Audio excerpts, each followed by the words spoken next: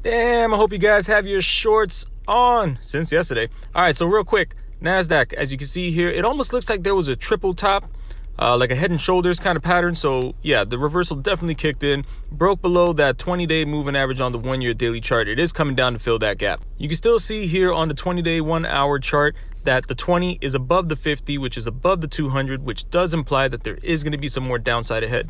Look for a little bounce. It might come back up and retest the bottom of that 200-day moving average before pushing down lower.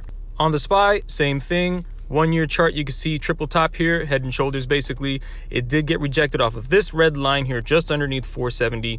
Look for a retest of the 20-day moving average around 465. It could still break below because you do have the 20-day above the 50, above the 200, which means more downside. The VIX. Okay, on the 1-year chart, you can see here that the VIX did bounce perfectly off the bottom of this gap fill. So now we do have this other gap, which is right above.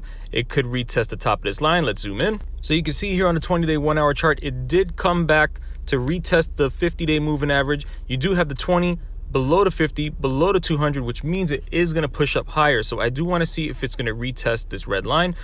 Retest that 200-day moving average. If it holds above the red line, breaks above the 200, then we will see a gap fill up here. Tesla, on the other hand, is going for another gap fill, which is in the opposite direction of the VIX. But then again, you can see here that the 20-day is now below the 200, but the 50-day is still above. So this does have some more downside. So expect this gap to be filled around the $910 level. May go a little bit lower. You never know. Just keep an eye out for that. I've said it many times, but I'll say it again. AMC doesn't necessarily have to trade in the same pattern that the rest of the market is moving because of the retail investors. However, I do see it pull back to 20. Look for a bounce over there. If it does go lower, look for a bounce at 17. And last, $15. I don't see it going any lower than 15, but then again, hey, we never really saw it going up to 72. So let's see what happens with AMC. And of course, if the apes can make monkeys out of the suits.